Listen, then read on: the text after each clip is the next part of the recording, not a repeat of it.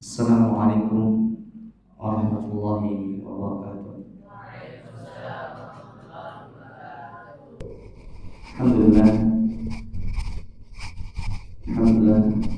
Ini adi tatimmu shalihat.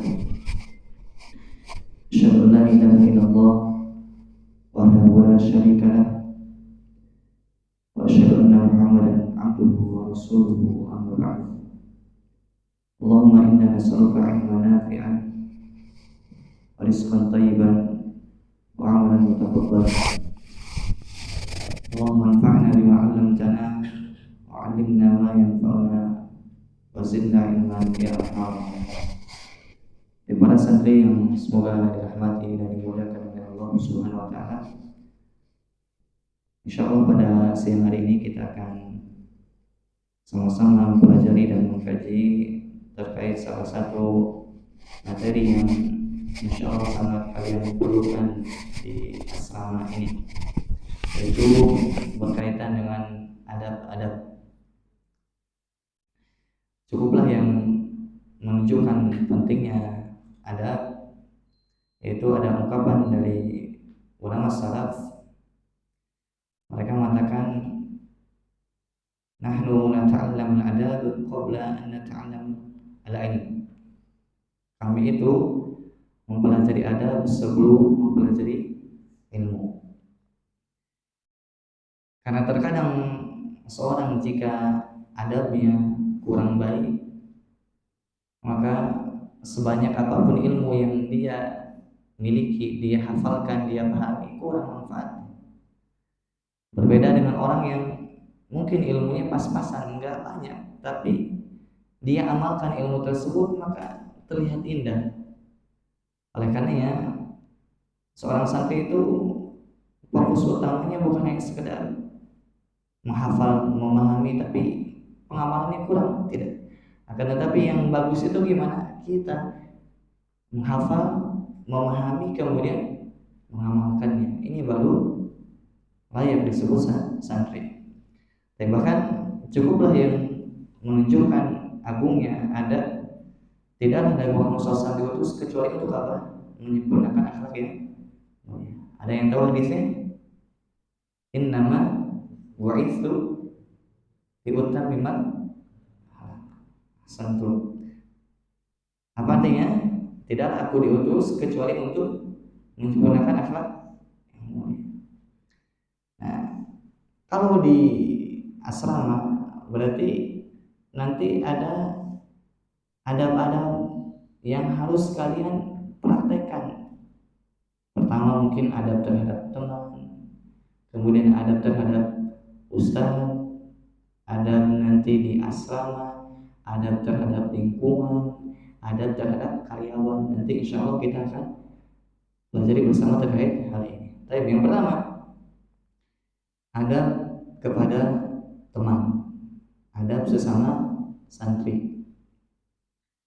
Yang pertama yaitu mengucapkan salam saat bertemu. Nah, Ustaz tadi beberapa kali lihat ketika bertemu atau pas-pasan tuh kayak lewat begitu saja enggak, tapi ucapkan salam. Terlebih kalau jabat tangan ini lebih afdol. Akan disebut dalam hadis sebab bisa jadi seorang itu ketika jabat tangan dengan teman-temannya, dengan kawannya, dosanya berguguran. Subhanallah, amalan yang kecil tapi pahalanya besar. Karena terkadang ada di dalam syariat ini amalnya kecil tapi pahalanya besar. Di antaranya salam. Begitupun ucapkan salam. Gimana bunyi ucapkan salam itu? Assalamualaikum warahmatullahi wabarakatuh. Baik, kelas 11. Ini harus hatam. Apa arti dari Assalamualaikum warahmatullahi wabarakatuh?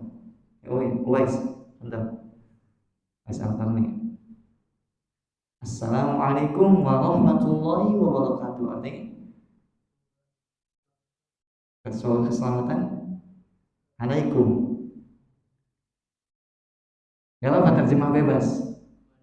Kepadamu. Semoga keselamatan menyertaimu. Terus warahmatullah, rahmat Allah menyertaimu pula. Wabarakatuh, dan keberkahannya. Subhanallah. Ini doa luar biasa. Pertama apa? Mendoakan keselamatan. Ingin gak selamat? Ingin. Dan ini doanya mencakup keselamatan dunia dan akhirat. Jadi kalau misalkan antum didoakan sama teman antum, assalamualaikum, semoga selamat dunia dan akhirat. Kemudian kedua apa? Kelas 8, warahmatullah. Apa rahmatullah? Rahmat Allah. Kita butuh nggak rahmat Allah? Sangat butuh. Kemudian yang terakhir, wabarakatuh, dan keberkahan Allah senantiasa menyertai. Ingin gak tiga hal ini? Selamat, rahmat, berkah. Ingin tidak? Ingin. Nah, ketika jumpa sama kawannya ucapkan seperti itu. Kemudian nanti kawannya apa balasnya? Waalaikumsalam warahmatullahi wabarakatuh. Begitupun semoga keselamatan kepadamu. Begitupun rahmat, begitupun keberkahan. Jadi saling mendoakan. Subhanallah, kalau ini dipraktekkan luar biasa efeknya. Enggak ada mungkin saling apa? Saling hasad, saling dengki, saling iri, dan hal-hal jelek lain. Mulai sekarang biasakan kalau berjumpa dengan kawan ucapkan salam. Tentu, siap ya? Mudah tidak? Dan lengkap.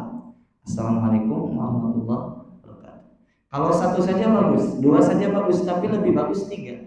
Bahkan disebutkan dalam hadis apa? 1 10. Kalau 2 20, 3 30. Mana yang pilih? 30. Kemudian yang kedua, tidak mengolok-olok atau memberi julukan buruk kepada temannya. Tidak boleh. Mengolok-olok contohnya apa? Misalkan tidak tinggi, tidak tinggi itu pendek, tidak boleh. Atau misalkan tidak putih, tidak putih itu hitam, enggak boleh. Antum secara tidak langsung mencela ciptaan Allah. Secara tidak langsung, kenapa? Teman antum ciptaan siapa? Ciptaan Allah. Seolah-olah mengatakan ciptaan Allah kurang baik, buktinya antum baik. Tidak boleh seperti itu. Ini tidak boleh dilakukan oleh seorang muslim, apalagi santri. Masa panggil temannya misalnya warna kulitnya atau tinggi badannya, ini tidak boleh.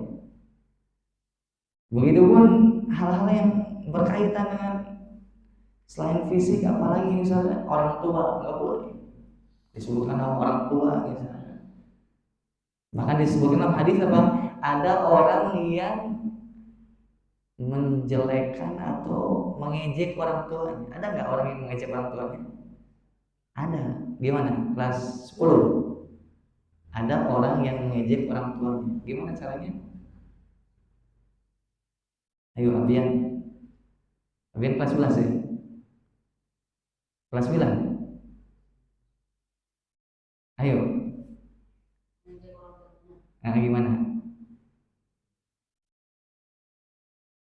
Dengan cara mengejek orang tua orang lain. Kalau misalkan antum mengejek orang tua orang lain, kira-kira orang lain ini akan mengejek orang tua antum enggak?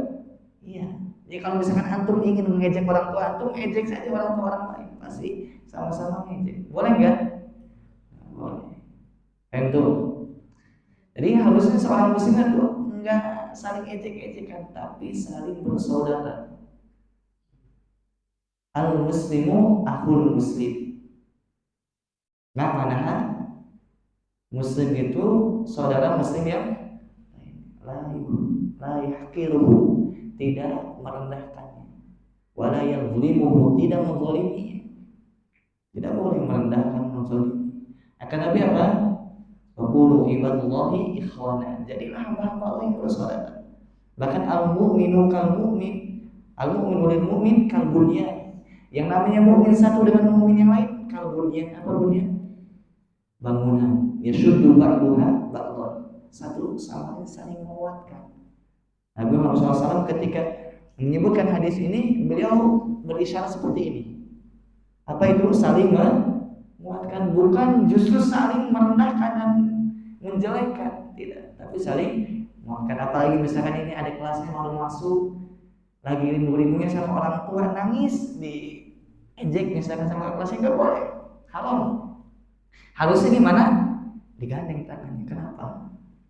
Ada yang bisa dibantu dan lain sebagainya. Jangan justru di bahasanya itu apa? Di ejek kemudian mengatakan masa baru 1 hari sudah nangis, jangan seperti itu, tapi diajak, dirangkul, dibimbing supaya betah di ya sama. Baik tuh. Jadi seperti itu ya. Ada kelas nanti yang misalkan masih nangis-nangis, kakak kelasnya rangkul, bimbing. Jadi nanti kalian di sini tuh jangan ada semacam senioritas. Itu apa? Saya kakak kelas, saya OSIS. Nah, misalkan antum baru masuk harus nurut. Ya kalau nurut ya dalam artian dibimbing bagus. Tapi nurut dalam artian salah disuruh-suruh misalkan. Terus beliin jajan, padahal bisa jajan sendiri. Ya boleh seperti itu, tapi saling saling menghargai, saling menghormati. Ada kelas ke kakak kelas gimana? Saling menghormati, bukan hormat ini, tapi saling menghormati dalam artian apa? Ta'zim. Kemudian kakak kelas ke adik kelas gimana? Menyayangi, menghargai. Kata Nabi Muhammad SAW,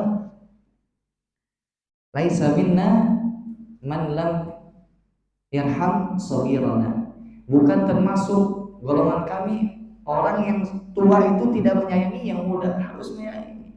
Begitupun sebaliknya, yang muda menghargai yang tua. Walam ya'rif li'alimina haqqo. Kemudian bukan termasuk golongan kami juga yang tidak memuliakan orang yang berilmu. Baik, para sahabat rahimakumullah. Selanjutnya yang ketiga, saling tolong menolong dalam kebaikan, termasuk dalam belajar dan menghafal. Jadi kalau misalkan ada kelas yang baru masuk, apalagi yang hafalannya belum banyak, nanti terasa sulit. Siapa yang paling banyak hafalannya? Kelas 7. Ambil berapa? 11. Hafalan berapa? 9. So, udah banyak ya. Nanti kalau misalkan yang